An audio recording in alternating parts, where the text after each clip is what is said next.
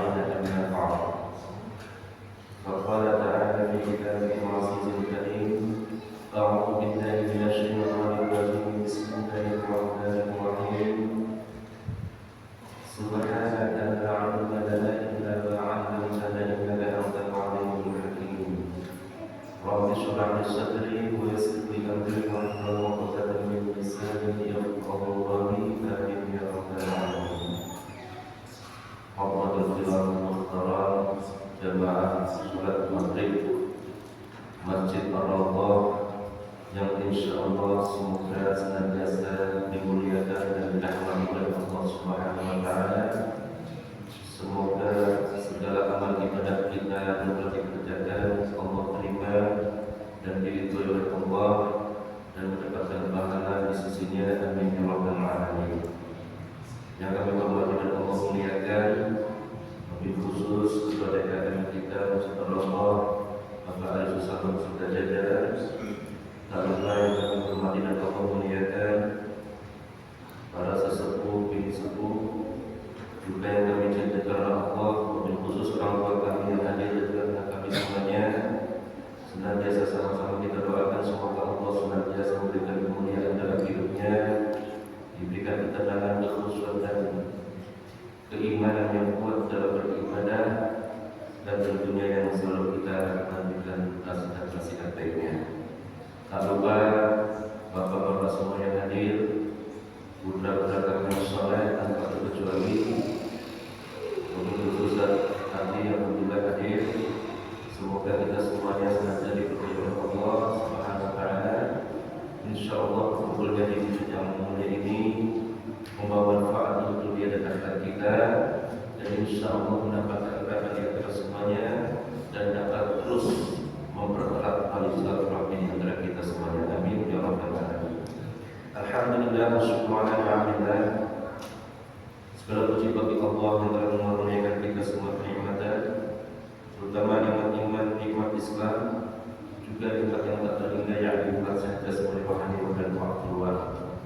Dengan nikmat inilah, alhamdulillah, pada kesempatan malam yang berbahagia ini, kita semua dikumpulkan dalam suatu majelis dan kebetulan membahas yang pada malam hari ini bertemu lagi dengan bahasan kitab Sullamul Taufiq, yakni kitab yang menjelaskan tentang hal-hal tasawuf maupun fikih yang ada dalam syariat Islam, yang insyaallah bermanfaat khususnya bagi kami pribadi dan kita semuanya.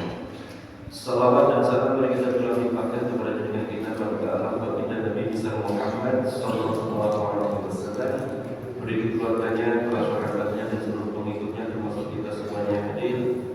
Semoga senantiasa menghidupkan sunnah-sunnahnya dan menjauhi apa yang dilarangnya, sehingga kita kelak di yaumul kiamat menjadi orang-orang yang paling dekat dengan Rasulullah dan diperkenankan oleh Allah pada saatnya kelak untuk mendapatkan syafaat Allah semuanya. Amin ya rabbal alamin. Alhamdulillah wa syukur ala ni'matillah. Sebelum kita mulai, mari kita sama-sama dengan Al-Quran. Wabil khusus alhamdulillah pada taufiqi bil alamin fadlin wal wara dan kalam dan kamal Rasul Muhammad dan Nabi Allah bihi amin ya rabbal alamin. Wa biha atal Sullamul Taufiq al-alim al-alama Syekh Abdullah bin Husain ibn Zahir ibn Muhammad ibn Hashim al-Alawi rahimahullah ta'ala fi Tariqul Jannah. الفاتحة. أعوذ بالله من الشيطان الرجيم. بسم الله الرحمن الرحيم. الحمد لله رب العالمين الرحمن الرحيم مالك يوم الدين إياك نعبد وإياك نستعين اهدنا الصراط المستقيم صراط الذين أنعمت عليهم غير المغضوب عليهم ولا الضالين. رب اغفر لنا ولوالدينا وللمؤمنين آمين. بسم الله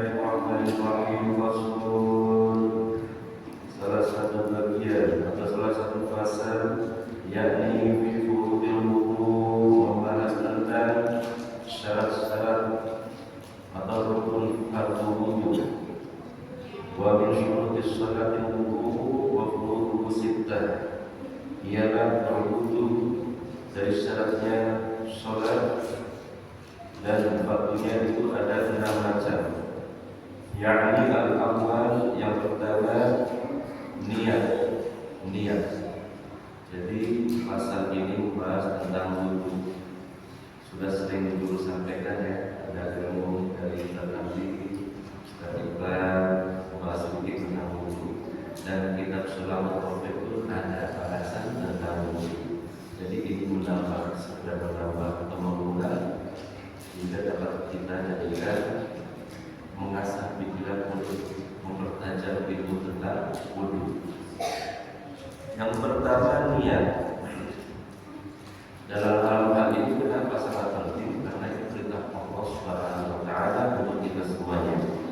Bahkan Rasulullah menyatakan wajib bagi orang yang sholat mesti wudu. Mana perintah Allah Subhanahu wa Ta'ala berfirman dalam Al-Quran surat Al-Maidah ayat 6. Bismillahirrahmanirrahim. Ya ayyuhalladzina amanu idza qumtum ilas sholati faghsilu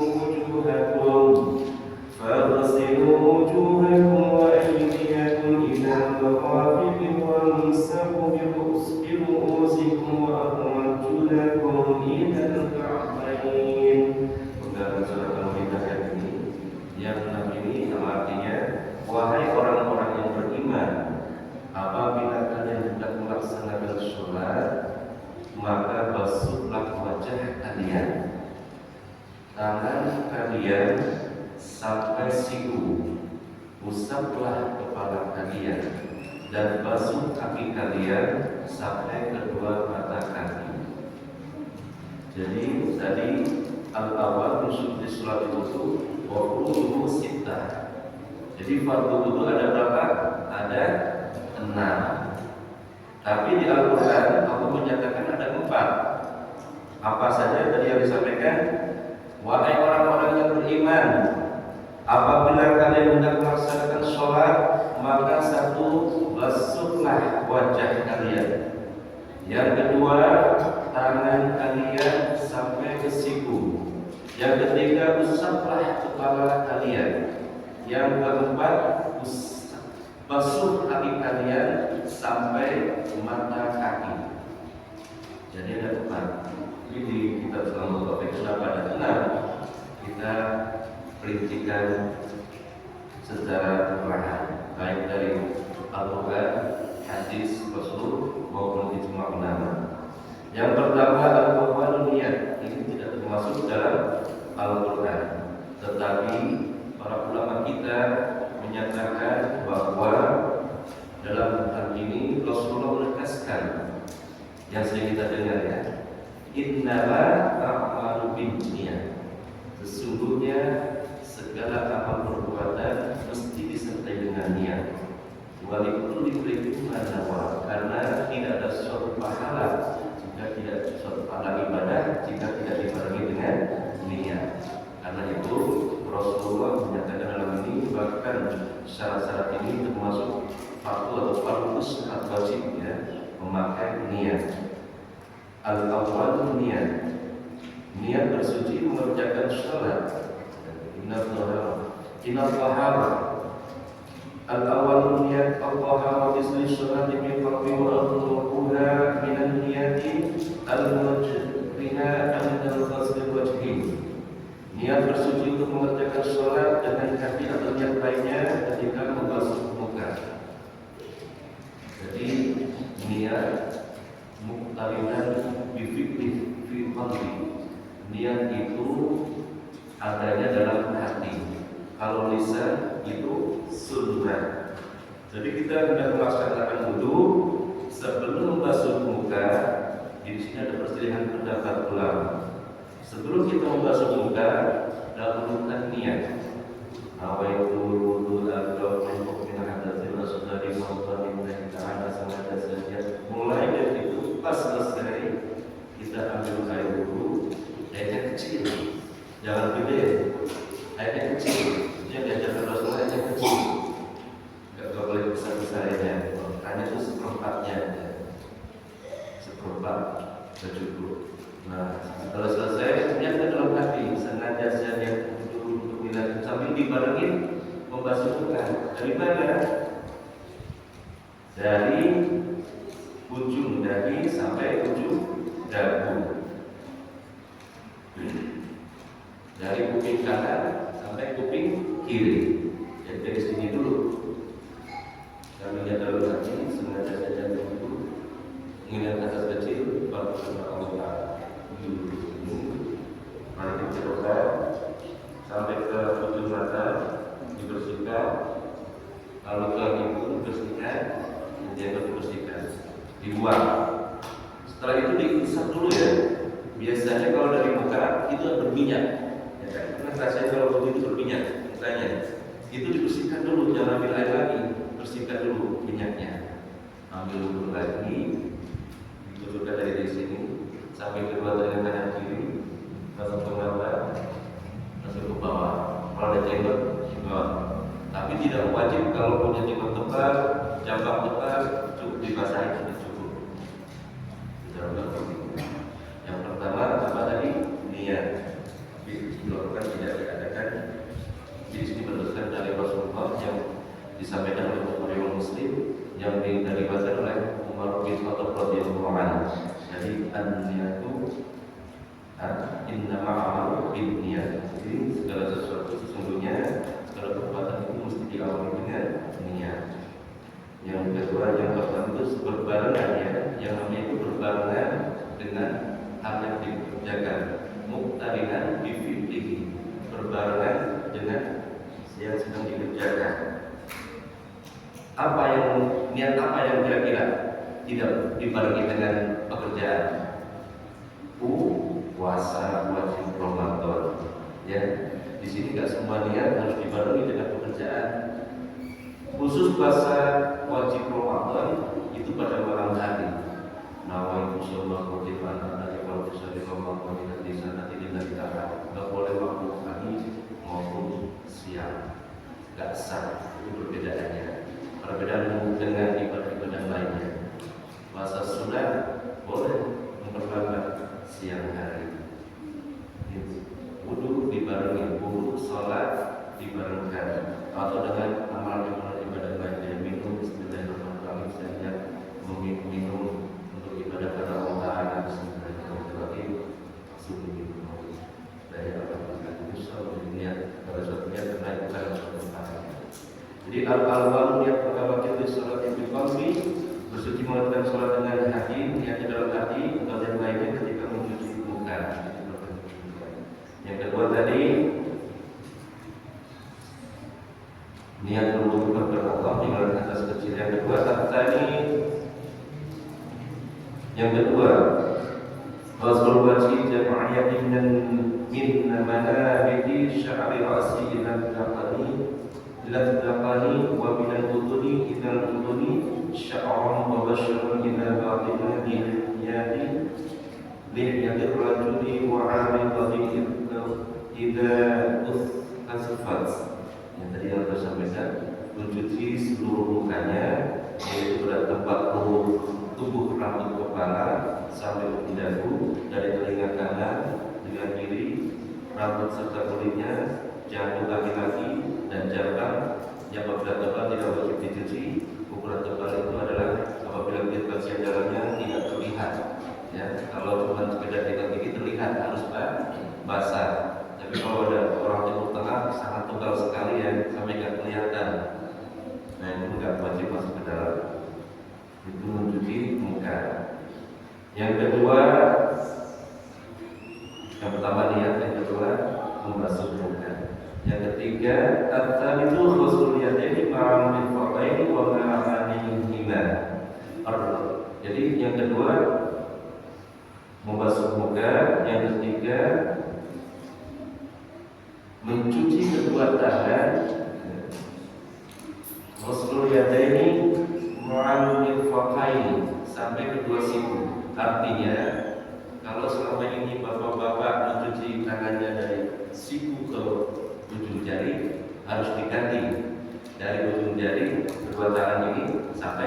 ke siku. Jangan dari sini ke bawah, tapi dari sini, dari atas ke siku. Lalu dibalikin dari bawah sampai ini, baru membasuh tangan dari tangan sampai ke ujung siku. Ujung siku ini sampai yang setengah, jangan sampai kering. Hati-hati ya, siku ini harus basah semuanya. Udah pasti basah, balikin, basah, balikin. Sunnahnya 3 kali. Kalau di sini sudah di Al-Quran dan disebutkan 3 kali, tapi ada dalam hadis riwayat Utsman bin Affan, Rasulullah mengerjakan 3 kali. Dari di sini hanya wajib, kita bahas wajib dulu ya. Untuk berkumur-kumur, misalkan menghiruk air itu sunnah hukumnya. Membasuh telinga sunnah. Jadi ada faidah-faidah sebenarnya. Ini membasuh kedua tangan kanan dan tangan kiri. Harus berurutan, kanan dulu baru kiri. Yang keempat, ar-rabi'u mashu rasi aw ba'dihi walau sya'ratan fi haddihi. Menyapu kepala atau sebagian walaupun hanya selembar rambut yang berada di atas kepala. Tidak cukup hanya dengan menyapu rambut yang melambai di luar batas kepala. Di sini ada sedikit perbedaan. Karena di Al-Quran Allah menyebutkan dalam firman-Nya, wamsahu bi ru'usikum, wamsahu bi ru'usikum, dan basuhlah, usaplah kepala kalian. Jadi huruf ba dalam ayat ini sumber perbedaan. Birukusikum, ba ini bermakna dengan atau bermakna sebagian dari kepala. Jadi ringkasnya seperti ini. Mazhab Hanafi dan mazhab Syafi'i sepakat untuk membasuh sebagian. Bahkan Imam Syafi'i cukup seluruh rambut dari kulit kepala sampai ujungnya. Tetapi Imam Maliki wajib menyeluruh dari kepala, dari depan kepala, ujung rambut kepala sampai belakang, lalu dibalikkan kembali. Itu mazhab Maliki. Jadi semuanya itu benar. Apabila bapak-bapak ada yang melihat mungkin membasuh kepala semuanya sampai ke depan, mengusap kepala semuanya ke depan, sah. Kalau bapak-bapak mungkin tiap harinya cuma sekedar membasahi dari ujung rambut, dari pangkal rambut sampai ujung, tetap sah. Karena di sini ada sebagian ulama kita yang menyelisih pendapat. Jadi jangan dianggap untuk memantau, tapi untuk menyatukan pendapat. Karena pada zaman Rasulullah sudah ada perselisihan pendapat. Jadi di Al-Quran itu disebutkan wamsahu bi ru'usikum, Allah menyebutkan dan usaplah kepala kalian. Kepala kan banyak nih, semua sebagian, seperempat atau seluruhnya. Kita bingung. Disitulah ulama kita memberikan pandangan-pandangan yang berbeda tentunya. Yang kita mesti lakukan adalah mengikuti yang insya Allah semuanya sah. Wamsahu bi ru'usikum.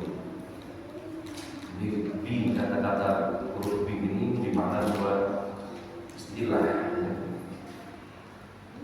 Kalau menurut ulama itu karena mengambil zahir ayat kepala dalam bentuk atau ma'rifah menunjukkan seluruhnya. Kalau Imam Maliki tidak, Imam Syafi'i tidak. Cukup sebagian kecil. Dari cara istidlal ya, memahami sebagai tafsir menunjukkan sebagian, bukan seluruh kepala. Kalau menurut Imam Syafi'i. Yang kelima, al-khamis, ghuslur rijlaini ma'al ka'bain aw mashul khuffi idza kanat syurutuhu as-sajdu tapi ada. Jadi yang kelima mencuci kedua kaki serta mata kakinya atau menyangkut kuf apabila persyaratan menggunakan kuf tersebut lengkap.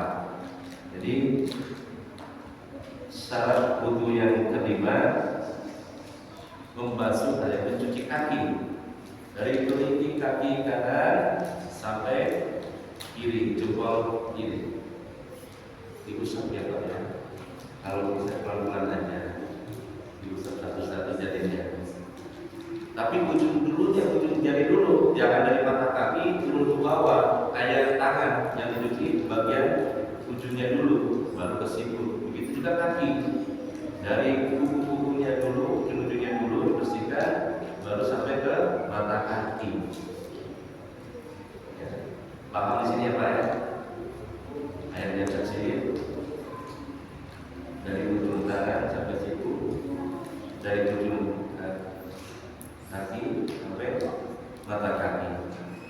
Jadi ujungnya itu dari kanan ke kiri, dari kanan ke kiri, dijempol kaki kiri bisa sampai mata kaki. Bagaimana kalau nggak punya kaki? Nggak wajib untuk wudu karena yang diwajibkan bagian kaki utuh. Ya, kalau kakinya putus di atas maka kakinya tidak wajib mencucinya. Lalu tartib yang keenam fardu itu adalah tartib urutannya sebagaimana yang diterangkan dengan ayat Al-Quran dari huruf waw ya. Dari huruf waw tadi kan Allah menerangkan dari wajah dulu, tangan kanan, tangan kiri, mengusap kepala, kaki kanan, kaki kiri. Itu berurutan. Di sini memang ada dalilnya dalam Al-Quran, tetapi Rasulullah SAW menyatakan dimulailah dengan mulainya awal firman Allah. Jadi mengikuti hadis Rasulullah yang menyatakan kalau Allah menyatakan ini harus diikuti sini dulu. Tapi itu ada perbedaan di sini. Imam Syafi'i memastikan untuk pakai tertib, Imam Maliki dan Imam Hanafi tidak, karena itu sudah merupakan sebenarnya yang diadakan saja. Tapi kita mengikuti rata-rata di Indonesia Imam Syafi'i yang tentang bahasa dulu. Masih ada beberapa menit lagi kira-kira sampai 14 menit masih bisa menerangkan apa ini. Jadi perbedaan-perbedaan pendapat ini sudah dicontohkan ketika zaman Rasulullah SAW. Kasus yang paling terkenal kejadian oleh sahabat ya, ketika peristiwa di Bani Quraidah setelah perang Khandaq atau Ahzab ya. Jadi latar belakang perang Bani Quraidah ini setelah pasukan sekutu Quraisy mundur dari Madinah, Rasulullah SAW memerintahkan pasukannya untuk bergerak menuju perkampungan Bani Quraidah ini, yang salah satu kabilah Yahudi yang mengkhianati perjanjian dengan kaum muslimin saat genting. Jadi Rasulullah ini bersabda, la yusallina ahadukum al-asra illa fi Bani Quraidah. Janganlah salah seorang kalian melaksanakan sholat asar kecuali di Bani Quraidah wa Bukhari wa Muslim. Jadi terjadinya pendapat ini, sahabat menerima perintah tersebut terbagi menjadi dua pendapat. Yang pertama, pendapat pertama, sahabat pertama ini memahami perintah itu secara tekstual, perintah secara langsung, tanpa memandang tujuan atau maksud, atau tekstual secara harfiah. Jadi mereka tidak sholat asar dalam perjalanan hingga sampai Bani Quraidah. Ini yang sahabat yang pertama yang melaksanakan perintah langsung dari Rasulullah. Meskipun sholat asar itu hampir habis, bahkan sudah masuk waktu maghrib, sahabat ini tetap memegang perintah Rasulullah ketika menyatakan janganlah salah satu dari kalian untuk melaksanakan sholat asar kecuali di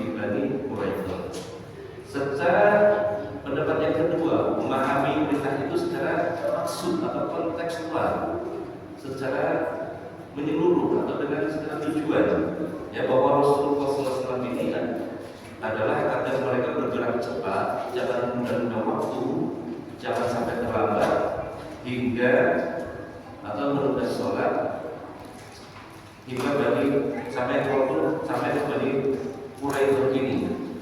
Jadi mereka menganggap kalau sudah waktu asar ya sholat. Jadi perintah ini memahaminya secara kontekstual, secara maksud dan tujuan. Kalau memang waktunya tidak nyampe ketika salat maghrib, maka sholat pada waktu asar. Yang tadi mentaati, yang pertama mentaati perintah Rasulullah yang memerintahkan jangan sholat kalau belum sampai balik Quraisy. Yang kedua, memahaminya harus sholat asar walaupun belum sampai ke balik Quraisy. Lalu apa jawaban Rasulullah pada ketika itu mendengar sahabatnya saling atau berselisih pendapat? Tidak ada kabar kecuali mengadukan masalah ini kepada Rasulullah. Masing-masing mengetahui perintah beliau dengan ijtihad. Yang pertama tadi taat pada lafaz perintah atau tekstual. Yang kedua tepat secara taat, ya. Rasulullah pernah menyatakan as-salatu ala waqtiha, sholat tepat waktunya. Jadi yang kedua memahaminya tepat secara taat pada tujuan perintah. Jadi pelajaran yang penting ini bisa kita ambil ketika sebuah sahabat ini menyelisih pemahaman apa yang dikatakan Rasulullah SAW. Jadi di sini Rasulullah yang pertama menyatakan ketika dua sahabat ini, untuk sahabat yang pertama karena ikhlas melaksanakan sholat maka sah, karena taat kepada perintah secara tekstual tadi sah. Yang kedua juga sah karena mengikuti perintah yang telah dahulu saya sampaikan. Jadi di sini ada satu perbedaan dengan perjalanan waktu agar kembali ke ini sampai untuk tidak melaksanakan sholat, tapi yang satu memahami secara tujuan. Yang pertama secara berita secara teksnya. Di sini disebutkan dari Abu Sa'id bin Al-Khudri Al-Abi Sa'id Al-Khudri pada Rasulullah di Safar, menunjukkan bahwa orang yang sedang safar menuju jalan kepada Quraisy. Di umat Islam itu diajarkan untuk toleransi dalam masalah ijtihadiyah yang ada ruang tafsir dan makna berbeda, agar kita selalu bersyukur kepada Allah Subhanahu wa Ta'ala. Jadi untuk jangan jadikan perbedaan dalam memahami nas bisa terjadi, bahkan di dalam Rasul pun sudah pernah terjadi, tetapi Rasulullah menghargainya, bukan menyalahkan. Oh kamu salah, ini benar tidak, tapi keduanya dibenarkan. Ini disini para sahabat dibolehkan selama mereka bersungguh-sungguh memahami maksud dari Rasulullah SAW. Ini perbedaan ketika ada suatu peristiwa setelah perang Khandaq.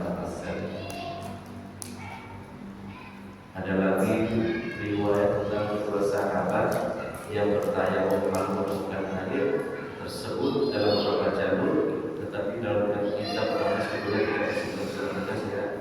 Jadi ada sahabat Rasulullah SAW ketika safar dalam perjalanan ini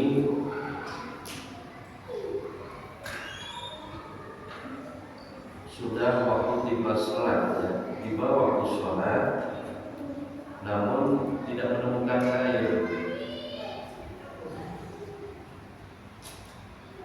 Yang pertama, sahabat yang pertama dan yang kedua ini sama-sama bertayamum. Jadi menunaikan sholat pada saat perjalanan, tetapi tidak menemukan air, lalu bertayamum dengan tanah. Ya. Nah, salah satu sahabat dalam perjalanan melanjutkan perjalanan, kedua sahabat ini menemukan air. Salah satu sahabat tidak mengulang sholatnya sahabat tadi mengumpulkan sholatnya karena sudah menemukan air. Di sini ada dari kronologi peristiwa ini ada yang melaporkan kepada Rasulullah SAW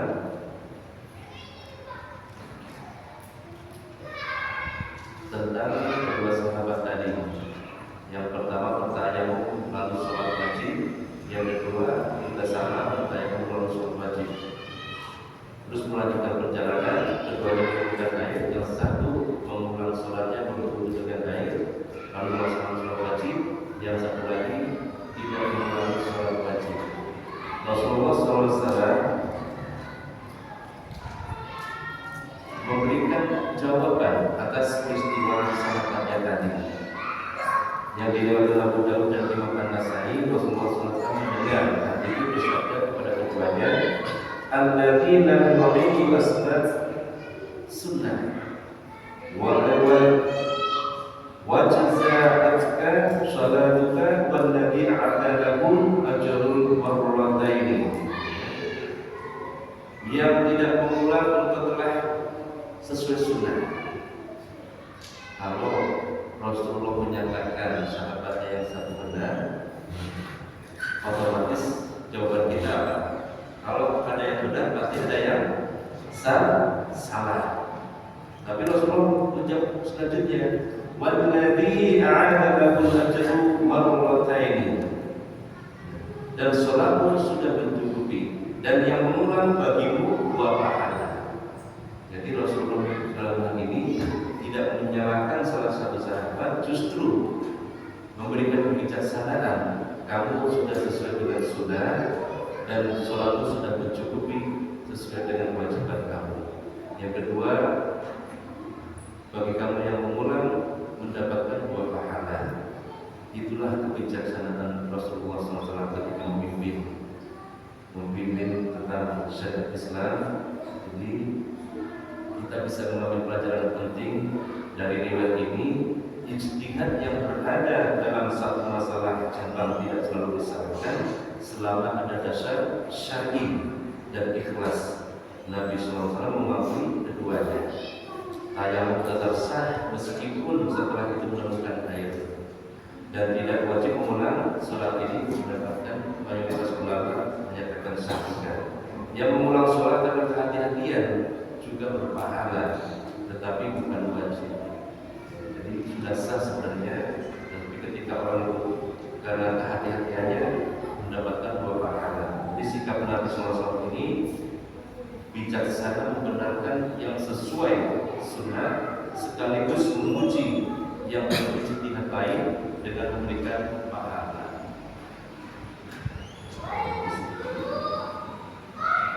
Jadi tentang bahasa wudhu sudah sangat paham ya. Airnya dikecilin, niatnya dibarengi, buka harus basah semuanya, jangan sekali di depan, pipi nggak kena, harus buka sampai ke telinga, basah semua sampai jenggot ya. Tangan harus kena semuanya sampai siku, kaki semuanya hati-hati di bawah mata kaki, karena suka kelihatan orang wudhu nggak kena ini. Di bawah mata kaki kita sebelah kanan, sebelah kiri. Hati-hati harus pakai jari di sela-sela ini, ya benar. Jadi wudhu itu di atas mata kaki. Jadi di mata kaki suka kering. Karena di sini ada orang yang suka kering sikutnya. Ini harus basah semuanya biar sholat kita sah. Jadi kita nggak capek, jungkir balik tidak jadi masalahnya. Itu diawali dengan wudhu yang sempurna. Jadi banyak sekali tentang hal-hal wudhu ini yang insya Allah ya, akan saya sampaikan. Yang pertama itu kalau tidak waktu saya sampaikan sedikit keutamaan wudhu aja, keutamaannya.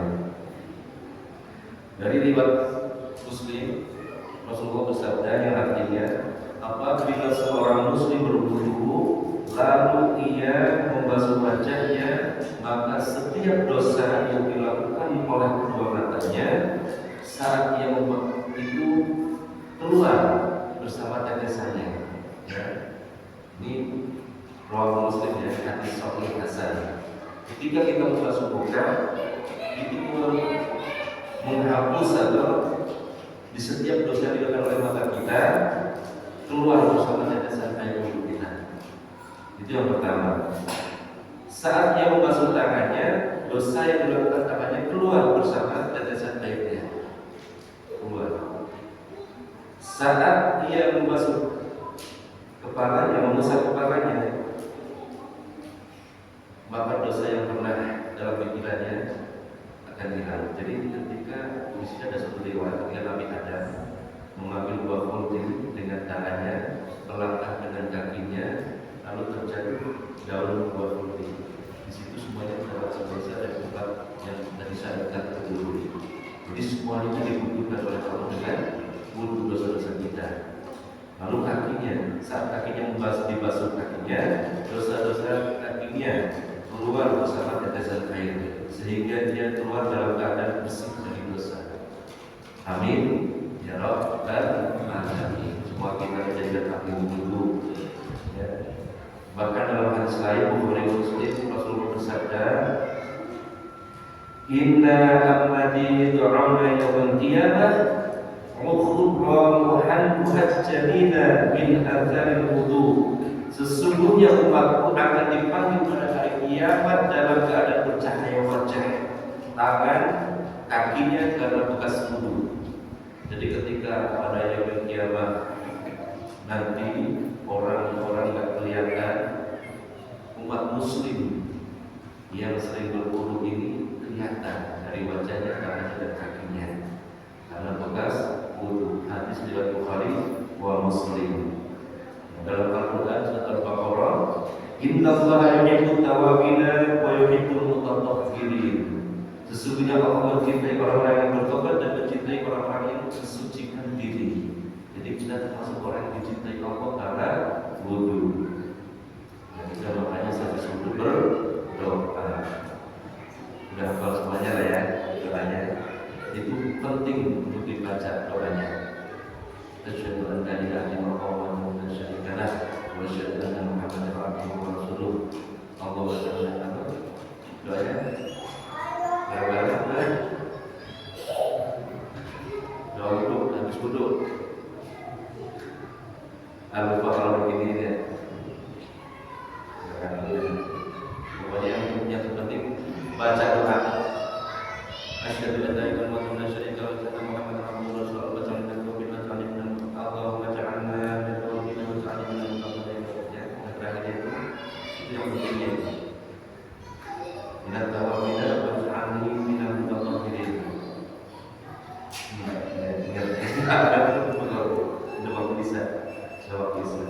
Jadi kesimpulan wudu itu adalah fardu berdasarkan Al-Quran surat Al-Maidah dan hadis sahih yang disampaikan Rasulullah menegaskan sholat itu tidak sah tanpa wudu dan menjelaskan utama yang tadi sudah jelaskan, dan ijma ulama menyatakan bersuci adalah syarat sah untuk sholat.